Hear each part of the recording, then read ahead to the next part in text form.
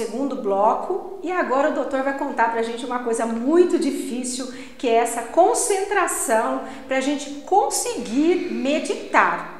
Doutor, fala pra gente qual que é o segredo da meditação, porque é difícil. Não tem segredo. Tem que ter algum segredo. Não, ó, veja bem, quando você fala que é difícil, aí meu pensamento vai para a neurolinguística e os decretos que a gente faz. Quando você fala que é difícil, que eu vou tentar, que eu não consigo, isso do ponto de vista neurológico, do ponto de vista neurolinguístico, é um decreto que você está fazendo. É um gol contra. Estamos em época de Copa, né? É um gol contra. Então, como você faz isso? A orientação da neurolinguística é fazer gol a favor. É difícil, mas eu consigo. Tá? São os pensamentos positivos. Exatamente. A favor daquilo que eu quero fazer. Aliás, pensamento positivo antigamente era visto como uma coisa besta e é extremamente potente. É foco. É foco. Quando você faz um pensamento positivo, você está focando. A diferença entre a luz comum e o laser que corta, que é uma luz que corta aço, é foco. Então, quando você tem foco, você se potencializa. E em relação à meditação especificamente, eu pergunto para você, é difícil andar de bicicleta? Não. Pergunta para alguém que nunca andou de bicicleta. Extremamente difícil. Por que fica fácil? Porque você já conseguiu. Treinou e como conseguiu. Tudo mais na vida é treino. Então, eu fiz uma meditação de 10 segundos. Ótimo, meditei 10 segundos. 1 minuto. Então, qual é o segredo, que não é um segredo? Investir, treinar, investir tempo nessa prática, né? Que cada vez está mais provada cientificamente dos efeitos, da eficácia. E é engraçado, porque quando eu comecei a falar medicina energética aqui em Avaré, 1989, né? Tudo antigo, né? Caramba, é tudo velho na minha história. Mas quando eu comecei em 89... que eu fui... Mas é super atual. Sim, sem dúvida. Você começou há muito tempo, mas hoje em dia é um assunto super atual, que está muito em alta e as pessoas, assim, têm procurado demais, eu acho, a medicina energética, né? Uma coisa que cresceu assim muito, principalmente, eu acho, já vem crescendo, mas eu acho que na pandemia ainda, isso, não sei se você notou isso, eu acho que isso teve um alcance muito grande. Eu imagino que sim, eu percebi que sim. Né? Sem dúvida. Então, em 1989, lá nos idos de 1989, quando eu coloquei minha primeira agulha, eu fui criticado severamente por alguns colegas. Alexandre, o que você está fazendo? Está fazendo macumba? Está fazendo simpatia? Que negócio é esse? Eu falei, vai estudar. E na França, na Alemanha, nos Estados Unidos, os estudos pipocando, né? E hoje em dia, então, já não há esse questionamento. Tanto é que virou uma especialidade médica, né? A acupuntura é uma especialidade médica. Então, o diferencial é o seguinte, investir. Você fazer o propósito de extrapolar o que você é hoje para ser uma pessoa melhor. Como? Ferramenta, meditação. Então, quando você faz a meditação, você está aumentando a sua área de atuação em relação a si mesmo, porque você está começando uma comunicação com o seu inconsciente, né? É muito frequente, quando você começa a fazer a prática meditativa, as dificuldades acontecerem, porque é como se fosse uma inércia mental. A gente está tão acostumado num padrão... É um treino constante. Exatamente, é um treino constante, inclusive... Hoje em dia, a gente chama de meditação científica porque é a que é mais aceita dentro do meio científico, que é a chamada mindfulness. Né? Mindfulness, numa tradução, seria assim, mente plena, né? A mente plena, no sentido de foco. Apesar de ser uma medicação científica, a base técnica dela é budista. Não que ela seja nos princípios filosóficos budistas, não. Mas a prática, a metodologia é budista, que tem 5 anos, 1000 anos, um monte de anos para trás. E a prática é essa. Preste atenção na respiração. O ar entrando e o ar saindo. E aí a gente entra num detalhe muito curioso, que é um pouco mais técnico, mas eu acho que vale a pena a gente conversar.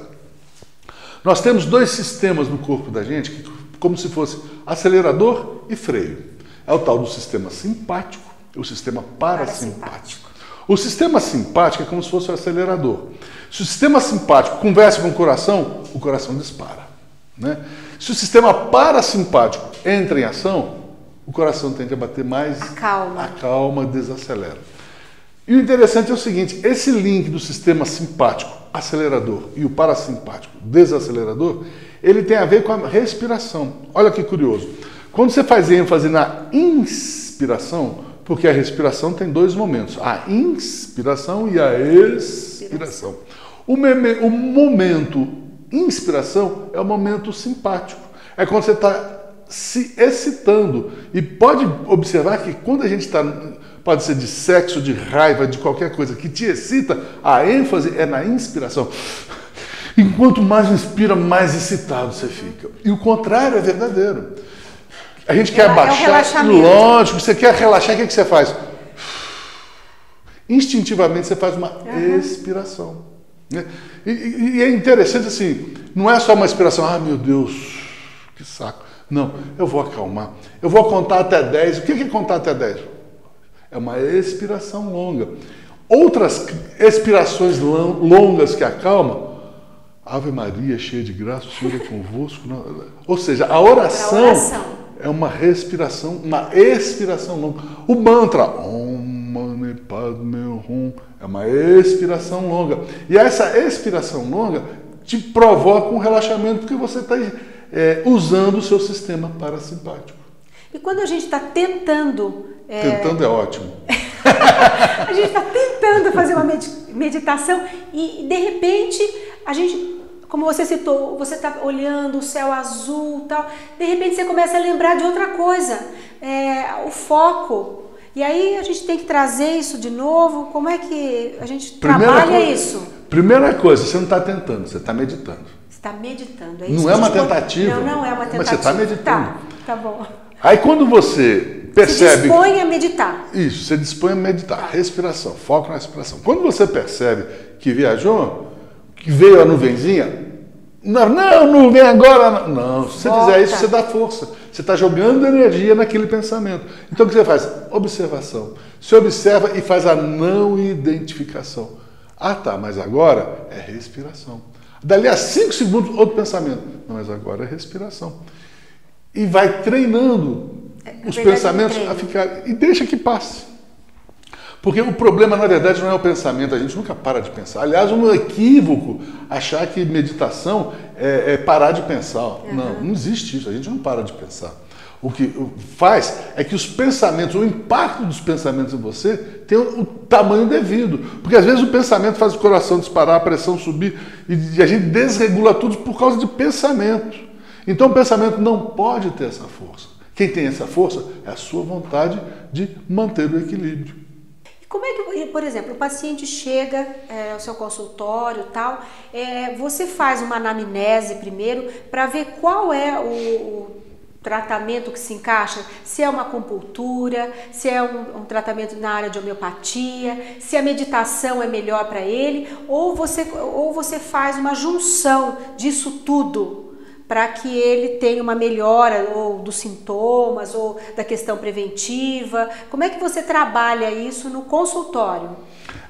Quando fala consultório, tem consultórios, né? Porque no pronto atendimento é uma abordagem. Sim. Se bem que deixa eu falar aqui. Claro.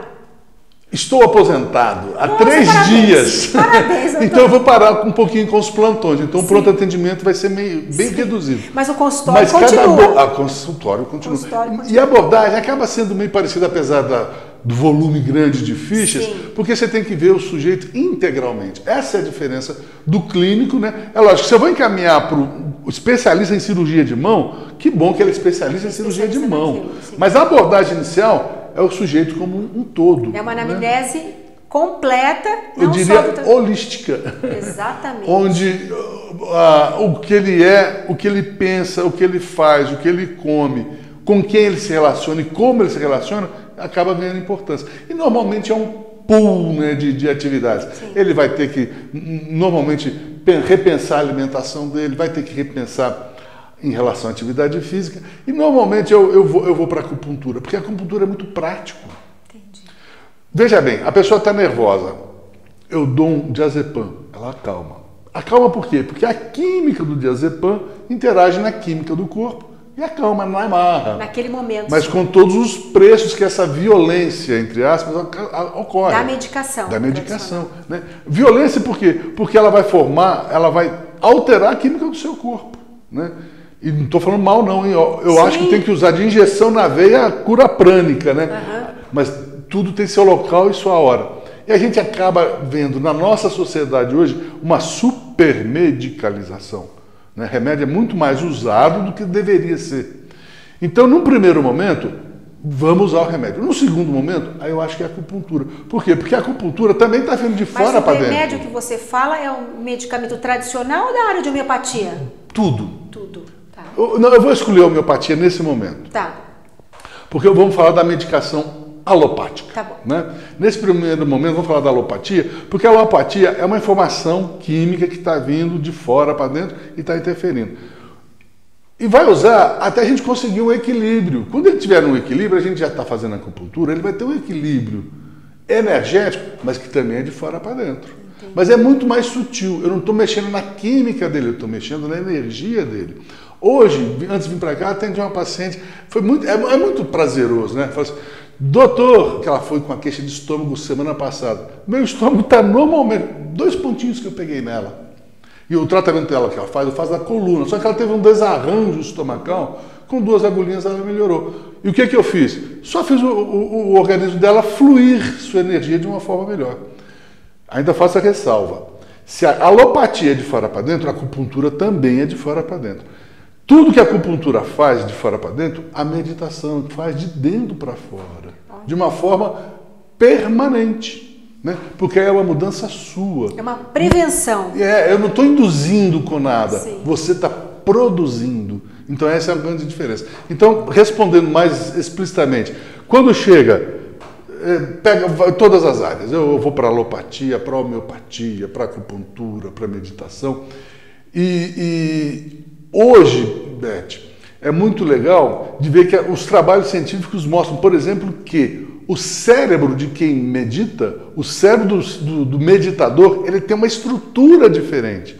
Ou seja, a vontade dele de se dispor a meditar com uma certa regularidade faz com que o cérebro dele funcione diferente e tenha uma estrutura diferente. É o tal do giro cingulado, que é como se fosse um gerente geral do cérebro. Ele começa a funcionar melhor. De uma forma que você consegue ter uma atividade um pouco melhor, a sua saúde melhora. Harmonia. Então, acontece uma harmonia no corpo e aí até assim eu penso que uma parte de prevenção. Sem dúvida. Né? Eu acho que a medicina energética ela trabalha muito essa questão da prevenção, porque com todos esses aspectos melhora a sua qualidade de vida e automaticamente a sua saúde. Você sabe por que eu dei ênfase na palavra harmonia? Porque quando a gente está falando de energia, de medicina energética, a gente está falando de ondas, frequências. Né? E as frequências, sejam elas eletromagnéticas ou sonoras ou qualquer tipo de frequência, elas, quando se trombam, elas podem ser harmônicas ou desarmônicas. Né? É muito comum, por exemplo, o caminhão passar lá na rua e a janela faz prrr. O que a janela tem a ver com o caminhão, o motor do caminhão? Eles entraram em ressonância, eles entraram em harmonia. E a gente vê muito disso. Qual é a frequência que eu vou entrar em ressonância? Existe um ditado popular que eu acho fantástico. Macumba pega em quem acredita. Sabe por quê? Porque é a ressonância. Né? Se você entra na minha ressonância ruim, você vai ficar ruim. Se eu estou bravo, nervoso, você consegue manter o seu padrão harmonizado, você não vai se desequilibrar com isso. Eu concordo que hoje o mundão está muito desarmonizador. Então, tem a ver com o que você falou. A busca pela harmonia interna acaba crescendo. Entendi. Outro ponto que eu gostaria da gente abordar aqui é com relação aos sonhos. Né? É um assunto assim, talvez polêmico, mas é de extrema importância também. E eu gostaria que você nos falasse algumas coisas com relação aos sonhos. De cara eu vou dizer que não é nada de psicanálise, Freud, Sim. não. Né? A questão do sonho que eu acho interessante é exatamente como uma porta de acesso ao inconsciente, para a gente perceber quem a gente é de fato. Eu gosto muito de solicitar aos pacientes fazer diários de sonhos e perceber nesses sonhos os arquétipos que aparecem com mais frequência. O que é um arquétipo? Toda cultura humana, em qualquer lugar do planeta, quando você fala morte, internamente tem um impacto. Então, quando você fala amor, internamente tem um impacto psicológico. né? Escolha, né? E são os arquétipos, o arquétipo da vitória, o arquétipo da derrota. Então, esses arquétipos, eles estão dentro da gente e são como se fossem protagonistas dos nossos sonhos. Então, se eu estou sonhando muito com derrota, eu tenho que perceber no meu dia a dia o que está acontecendo arquetipicamente. E em termos de usar o sonho, hoje a ciência está começando, também já está além um pouquinho do começo, uma ferramenta que se chama sonho lúcido. A lucidez durante o sonho é uma coisa muito curiosa. Você já sonhou e percebeu, nossa, eu estou sonhando. Não é todo mundo que tem esse tipo de experiência, de vivência, mas é uma frequência até que grande. E normalmente as pessoas, quando têm o sonho lúcido, nossa, eu estou sonhando, e acorda. Porque percebe às vezes você não quer acordar daquele sonho, às vezes é um sonho bom. Então, chama um cara... Ou você acorda também agitado, né? Agitado, aquela paralisia do sonho, horrível, é uma forma de sonho lúcido, porque na verdade você não está acordado, você está sonhando que está paralisado. Né? Então, um cara chamado Stephen LaBerge, há uns 20 anos atrás, ele começou a sistematizar cientificamente o estudo dos sonhos lúcidos. E, inclusive, era uma incoerência filosófica, porque se eu falo em sonho, eu não posso falar em lucidez. E ele provou, quando você está dormindo, todo o seu corpo para, menos os olhos. A gente tem aquele movimento, fase REM, Rapid Eyes Movement, os movimentos rápidos dos olhos, que é quando você está dormindo e está sonhando. Então, ele começou, através disso, estabelecer protocolos e comprovou que realmente os sonhadores lúcidos têm domínio sobre o sonho. E aí tem a técnica de não acordar, a técnica para induzir sonhos lúcidos, e a partir daí, extrapolar quem você é e aprimorar o seu ser. Por exemplo, eu tenho muita vergonha de falar em público, vamos dizer. Aí o cara, através do terapeuta dele, ele alcança o sonho lúcido e durante o sonho lúcido ele fala para 200 pessoas. Para o cérebro, isso aconteceu de verdade. Então, quando ele acorda, ele se acha mais disposto, mais corajoso e capacitado a enfrentar uma plateia de 200 pessoas. Isso aí está sendo feito em várias situações, em transtorno de estresse pós-traumático, reviver a situação e dar um final que lhe apazigue, né? O que é o que se faz em várias terapias, né? A hipnose faz isso, o EMDR, que é uma outra terapia, faz isso, a própria psicanálise, através da verbalização, faz isso. Mas o sonho lúcido é uma ferramenta muito poderosa, a ponto de hoje os pesquisadores acharem que sonho lúcido faz parte da evolução natural da espécie humana. Olha, a espécie está evoluindo para ter todo mundo sonho lúcido, como uma ferramenta de aprimoramento e evolução. E até ajudar mesmo na capacidade de você trabalhar com algumas situações, questão de saúde mesmo, né? Para você melhorar a questão da qualidade de vida. Não é? Porque não existe físico e mental, né? Tudo junto. É o psicossomático. Então, quando você fala em sonho lúcido, você vai acessar a sua energia de uma forma muito mais poderosa. Então, tem a capacidade de intervir no seu físico de uma maneira mais poderosa. Entendi. Pessoal, infelizmente estamos chegando ao final do nosso segundo bloco e a vontade daqui é de continuar conversando. Alexandre, foi assim demais as suas informações. Nós adoramos isso aqui, é um assunto muito interessante. E eu gostaria mais uma vez de agradecer o Café Mercearia de nos receber aqui dessa forma carinhosa, esse lugar super gostoso, com cardápio incrível, e venham conhecer esse café. Doutor, muito obrigado pela sua participação aqui no Do Vale Saúde e eu espero que a gente tenha outros encontros para a gente falar assim muito mais sobre esse assunto que é assim fantástico.